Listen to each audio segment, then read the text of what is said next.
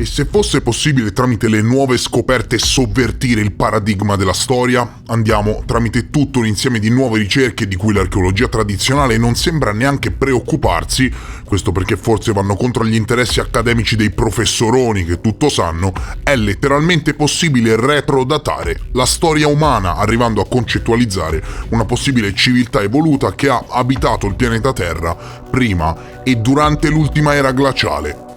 Questo apre innumerevoli scenari diversi in merito a chi o cosa abbia esportato in tutto il mondo, quella che possiamo chiamare civiltà, così come legittima tutta una serie di domande ancestrali. È il passepartout per rispondere alle innumerevoli cose che non tornano all'interno della nostra storia. So che questo a molti non dirà niente, ma parliamo di implicazioni talmente devastanti che includono il nostro passato e che sono in grado di ricalibrare il presente. Parliamo di implicazioni talmente compromettenti che legittimano le domande: da dove veniamo? Come siamo arrivati qui? Who is out there? Who are we? How did we get here? How did we become as we are? How did we develop? How did we civilize, and are those same conditions out there in a universe? Negli ultimi mesi ho proposto molti video a tema archeologia misteriosa, ho addirittura aperto una nuova playlist così che possiate seguire il filone narrativo che ho proposto sin dall'inizio, e questo perché sono dell'opinione che la piena conoscenza del nostro passato, dagli osservatori astronomici a cielo aperto alle megastrutture megalitiche inspiegabili di cui oggigiorno abbiamo avuto la prova incontrovertibile che alcune di esse sono state costruite migliaia di anni prima dell'invenzione della ruota, come per Göbekli Tepe, siano la risposta a tutto il filone narrativo che ha sempre portato avanti questo canale YouTube. Dopo anni di ricerca mi sono reso conto che la risposta a tutte le domande che ci siamo sempre fatti la possiamo trovare in epoca antica, nella preistoria della razza umana e nelle loro credenze ancestrali. Capire chi ha esportato la civiltà sul nostro pianeta potrebbe letteralmente rispondere alle innumerevoli domande che ci facciamo tuttora sull'universo e su tutte le persone che lo abitano.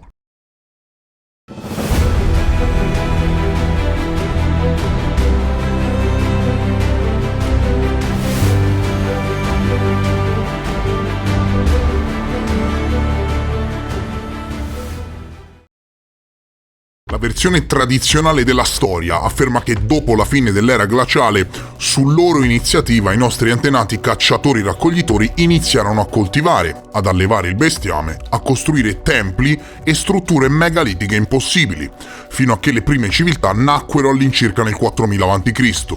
Ebbene, le nuove scoperte e i nuovi ritrovamenti continuano a retrodatare questa storia, rendendo sempre più incoerente il filone tradizionale. E una scoperta del genere è stata fatta in Indonesia, sull'isola di Giava, un posto che ci permette di parlare di diluvio, di antichissime strutture sepolte e di civiltà perdute. Nel villaggio di Karya Mukti si trova un sito di interesse culturale semi-inesplorato che ogni anno attira molti curiosi grazie alla sua natura antica, molto antica e non riconosciuta. Il giornalista Graham Hancock ha realizzato svariate ricerche in merito a questo luogo e non è un segreto che molti video trattati siano nati per dare una sorta di risonanza al suo lavoro. Ecco, questo, cari signori, è un sito che solleva una domanda disturbante in grado di mettere in discussione tutto ciò che conosciamo in merito alla natura della razza umana, ossia quanto è antico, come è stato costruito, da chi e a cosa serviva. Ebbene, più scaviamo, letteralmente, più portiamo alla luce i cosiddetti strati culturali e più ci accorgiamo che questo sito è di migliaia di anni più antico di quanto si pensasse. Gunung Padang, questo sito cerimoniale in Indonesia, presenta delle caratteristiche fuori dal tempo, che oggi mi impegnerò a raccontarti. La Gunung Padang è costruita in terra e pietra, sulla cima di un vulcano spento e tuttora è considerato un sito megalitico. L'esistenza del sito fu portata alla luce dallo storico olandese Roger Verbeek quando nel 1890 scrisse del sito in un suo famoso libro frutto di una visita e di un rapporto storico in Indonesia, e da lì il buio totale. Soltanto pochi e audaci ricercatori continuano tuttora a fare ricerche in merito a questo misterioso sito rituale. Nel dialetto locale il nome Gunung Padang significa montagna di luce e la gente locale parla con molta soggezione di questo luogo perché temono ripercussioni mistiche e religiose correlate alla sacralità del luogo. Pensate che i pellegrini vengono da ogni dove ad onorare gli spiriti della montagna e tutto questo alone culturale che alleggia intorno al Gunung Padang dimostra una cosa e una soltanto: l'importanza simbolica e rituale della struttura è profondamente radicata all'interno delle popolazioni locali. Si purificano ad un'antica sorgente alla base prima di salire la collina che porta al sito megalitico, sito a 110 metri in cima al monte. Per molto tempo gli archeologi hanno pensato che fosse solo una collina come tante altre, ma c'era un problema con questa concezione della realtà, ossia che arrivati in cima ci ritroviamo davanti ad una quantità infinita di blocchi di pietra sparsi in giro. Alcuni formano dei recinti, delle zone perimetrali e sono chiaramente stati strutturati dall'uomo, migliaia di lastre di pietra stranamente esagonali, disseminate ovunque. Ebbene, nel paesaggio vulcanico dell'Indonesia dovete sapere, cari amici, che pietre simili a queste si formano in modo naturale. Vengono chiamate infatti basalti colonnari, pietre simili a canne d'organo che si formano quando la roccia vulcanica si raffredda e si spacca poi in forme distinte. La Gunung Padang quindi è stata spesso confusa con formazioni naturali di roccia vulcanica e questo è il motivo per il quale l'archeologia tradizionale è stata così lenta nell'indagare il sito che, precisiamolo, in pochi conoscono. Ora, studiando il sito, che cosa è venuto fuori? È venuto alla luce che queste rocce sono state tagliate, riconvertite in materiali edili e posizionate lì dagli esseri umani, ed è possibile tranquillamente affermare questo perché sono chiaramente presenti tracce di strutture, tumuli, stanze rettangolari e pareti. Tutto questo non te lo vorrei dire, ma presenta svariati problemi. Dallo studio degli archeologi è venuto fuori che la Gunung Padang è formata da veri e propri terrazzamenti creati con attenzione. Il Bureau of Archaeology indonesiano, inizialmente, quando iniziarono le prime indagini inerenti al sito, ha stimato che le costruzioni potrebbero essere state costruite tra il secondo e il V secolo d.C., quindi nel tardo periodo preistorico indonesiano, mentre qualche anno dopo, a fronte di alcuni ritrovamenti di ceramiche, sempre il Bureau of Archaeology, come se nulla fosse, riferì ufficialmente che i frammenti di ceramiche ritrovati risalivano al 40 d.C. Nel 2011 un gruppo di studi capitanati dall'archeologo Ali Akbar scoprì che questo sito venne abbandonato per molto tempo e seguentemente dimenticato. E se inizialmente dedussero che i costruttori al tempo trovarono i giunti colonnari già sulla collina, dovettero ricredersi, perché scoprirono, andando avanti con gli studi, che i blocchi furono importati da un altro luogo. Parliamo di quasi 50.000 blocchi di pietra trasportati sulla collina.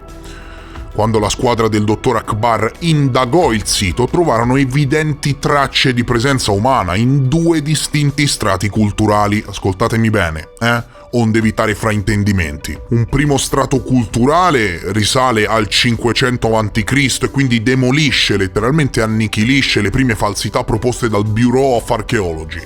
E a 4 metri sotto al primo strato culturale, il team del dottor Akbar trovò qualcosa di incredibile.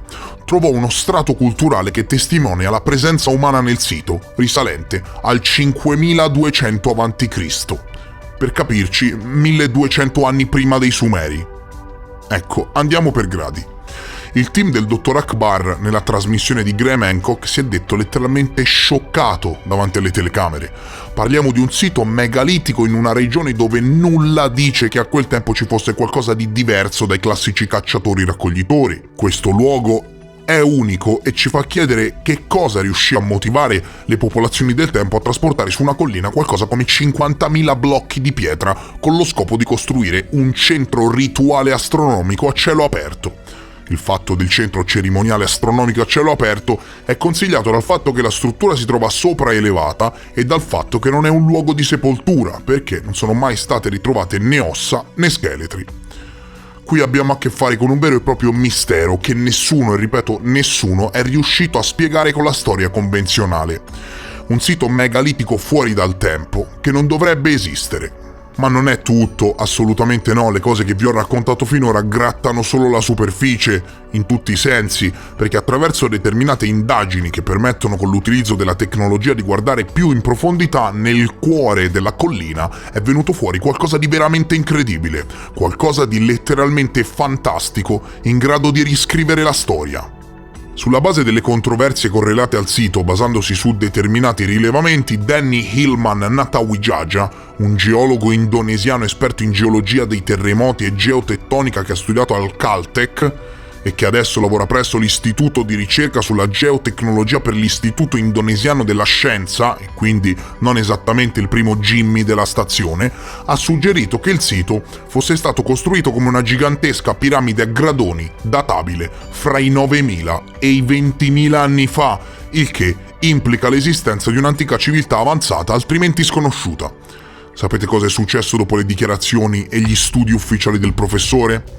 Una task force, una vera e propria task force governativa, ha messo in piedi una raccolta firme fra un sacco di esponenti e accademici nel paese, bollando a livello internazionale le scoperte del professore come pseudoarcheologia e pseudoscienza.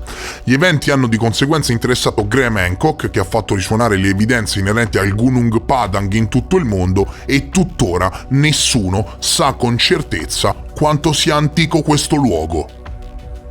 Esplorando il sito si è scoperto che i blocchi colonnari di basalto non coprono solo la cima della collina, avvolgono anche i pendii terrazzati, coprendo un'area di centinaia di metri quadrati. Ci sono pareti di sostegno tutte intorno al sito e dagli scavi del dottor Hillman è stato scoperto che i blocchi, che naturalmente sono eretti in natura in modo verticale, qui sono stati tagliati e disposti orizzontalmente e sono tutti bloccati, edificati e strutturati con l'uso di una sorta di malta fra un blocco e l'altro. Gunung Padang è molto più di una collina, cari signori. Il sito è stato edificato come una piramide cerimoniale a cielo aperto che si estende su 5 terrazzate con una scalinata di 100 metri circa.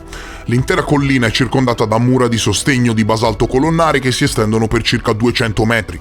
Un enorme progetto ingegneristico che ha rimodellato una collina vulcanica in una piramide cerimoniale della preistoria. Gli archeologi pensano erroneamente che le piramidi più antiche del mondo risalgano a circa 4700 anni fa e non in Egitto, ma in Perù, nella città sacra di Caral Supe, ma di fronte alle scoperte della Gunung Padang è giusto mettere in discussione determinate convinzioni. Per portare alla luce le clamorose evidenze correlate al sito, il dottor Hillman e la sua squadra si sono affidati alle tecnologie che si utilizzano di solito nelle ricerche geologiche per cercare a fondo nella struttura. Ed esistono 3 metodi per fare questo: il GPR, il radar che penetra il terreno, la tomografia di resistività e la tomografia sismica. In precedenza gli archeologi scavarono nel sito solo per pochi metri, come il dottor Akbar. La ricerca del dottor Akbar si limitò infatti a questo. Con queste tecniche invece è possibile coprire molto più terreno e andare molto più in profondità. Il GPR emette impulsi di onde radio nel terreno. Quando colpiscono qualcosa, questi impulsi rimbalzano e questi dati vengono registrati e analizzati. Con una frequenza di 40 MHz, in questo caso, è stato possibile scendere in profondità per circa 30 metri. Quello che hanno scoperto è incredibile. Più il dottor Hillman scopriva dettagli dalle scansioni del terreno e più il mistero si infittisce. Hanno scoperto una struttura sotterranea molto complessa. La tomografia sismica in particolare ha rilevato un punto intrigante in profondità nella collina. Pensate che hanno rilevato una velocità sismica di circa 200 metri al secondo e ciò significa che in quel determinato punto c'è un vuoto a forma di rettangolo, ergo c'è una stanza. Continuando i rilevamenti hanno rilevato una piccola stanza anche sotto il terrazzamento 1, 2 camere che pensate si collegano passando di terrazza in terrazza e quant'altro, questo sotto a quella che fino a qualche anno fa l'archeologia convenzionale reputava una collina naturale.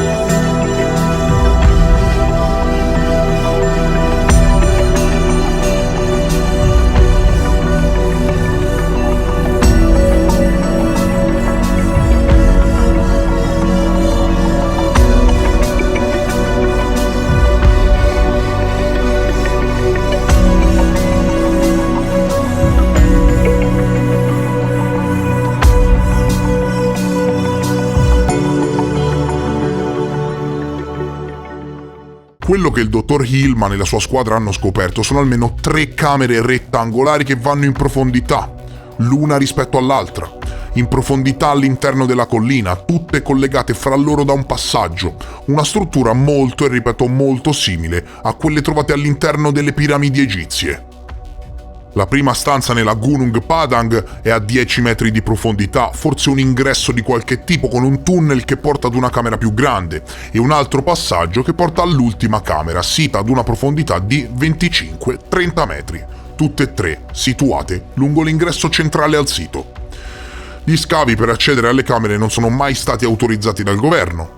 La scoperta del dottor Hillman è stata silenziata e Graham Hancock, che ha dato risonanza internazionale alla faccenda, è stato etichettato come un folle. Ora, riuscite a capire che nessuno entra in quelle camere da migliaia e migliaia di anni? Provate ad immaginare, no? Riuscite a capire quanto potrebbe essere importante accedervi?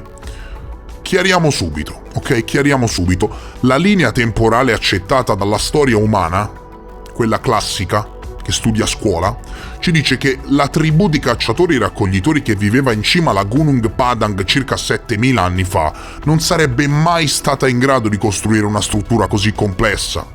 Eppure, eccola qui.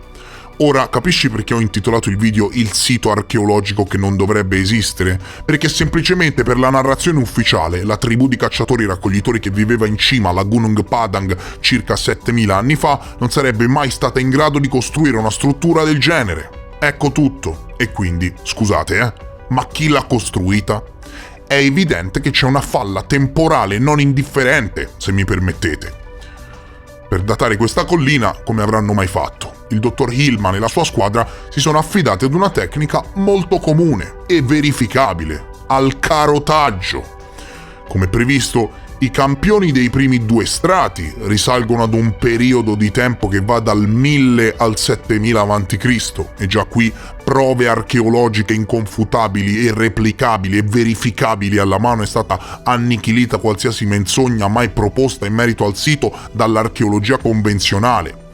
E quando invece hanno perforato a 15 metri di profondità, cari signori, hanno trovato qualcosa di inaspettato, perché quelle sezioni erano state adagiate, strutturate dall'uomo in quel preciso strato culturale 11.600 anni fa, circa nel 9600 a.C., spingendo così le origini di questo sito alla fine dell'ultima era glaciale. Così è per la Gunung Padang in Indonesia, come per tutti gli altri siti raccontati nella mia playlist relativa all'archeologia misteriosa, da Göbekli Tepe a Çatalhöyük. Alla fine dell'ultima era glaciale qualcuno esportò la civiltà e il primo culto religioso, l'uomo della fine dell'età della pietra, che si immobilitò e cominciò a costruire dei templi in onore agli dei.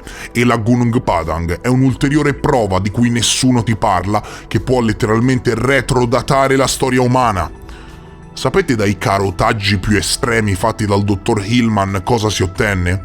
Quando scavarono ad una profondità di circa 30 metri, si ottennero campioni del cosiddetto strato 4 della costruzione che potrebbero risalire a circa 24.000 anni fa, al cuore dell'ultima era glaciale.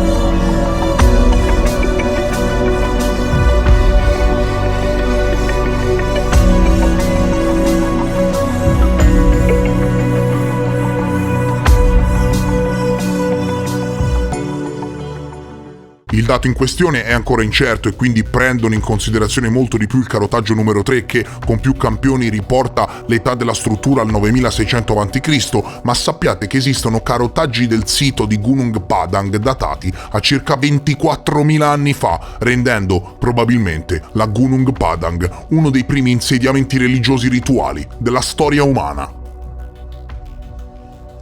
Oggigiorno condividiamo il pianeta con tribù che vivono ancora come vivevano migliaia di anni fa. Determinate specie di ominidi hanno convissuto sul pianeta allo stesso tempo. Gli antichi romani usavano le posate quando gran parte dell'Europa mangiava con le mani. Le genti di Cataluyuk vivevano in questi graziosi appartamenti nell'8000 a.C. quando il resto del mondo dormiva nelle caverne. Vari gradi dell'evoluzione umana sono riusciti a convivere sul pianeta per un determinato periodo di tempo. E chi ci dice quindi che i cacciatori-raccoglitori non vissero sul pianeta nello stesso periodo in cui una civiltà molto più evoluta della loro fondava le basi della civiltà per come la conosciamo oggi? 20.000 anni fa, signori, il mondo era molto diverso. Durante l'ultima era glaciale l'Indonesia faceva parte di un vero e proprio subcontinente perché il mare di Giava non esisteva e parliamo di un continente con un'estensione di circa 2 milioni di chilometri quadrati. Durante l'ultima era glaciale, l'Indonesia faceva parte di quella che gli archeologi chiamano regione Sundaica. Il livello del mare al tempo era di 122 metri circa più basso di adesso e quindi quello che adesso è il mare di Giava era un'enorme massa continentale che si estendeva dal continente asiatico e siccome in questa zona durante l'era glaciale si stava discretamente bene visto che cominciava ad essere una delle regioni più tropicali sulla Terra, chi ci dice che i primi esseri umani non iniziarono proprio qui i loro tentativi di espansione? Tutto questo legittima l'età devastante della Gunung Padang che o risale alla fine dell'era glaciale 9600 a.C. o addirittura risale al cuore dell'era glaciale, circa 20.000 anni fa. O i cacciatori-raccoglitori dell'epoca sono stati istruiti da una civiltà più evoluta della loro e quindi hanno costruito la Gunung Padang e non solo, o è stata proprio questa civiltà evoluta a costruire la Gunung Padang, condividendo il pianeta con i cacciatori-raccoglitori che al tempo erano molto presenti nella zona. In ogni caso, tenendo conto delle nuove scoperte e unendo i puntini, la storia è da riscrivere e a quanto pare, come dice Graham Hancock, siamo una generazione con l'amnesia. Per oggi, cari signori, è tutto. Mi raccomando, se il video ti è piaciuto, supporta il mio lavoro indipendente con un like e se sei nuovo e ti interessano i temi che affronto, iscriviti al canale. Mi raccomando, non ti costa niente, se sei arrivato a questo punto del video, aiutami con un like. Io vi mando un grande abbraccio, vi ringrazio per essere stati con me e noi ci vediamo presto, molto presto, nel prossimo episodio. Adieu!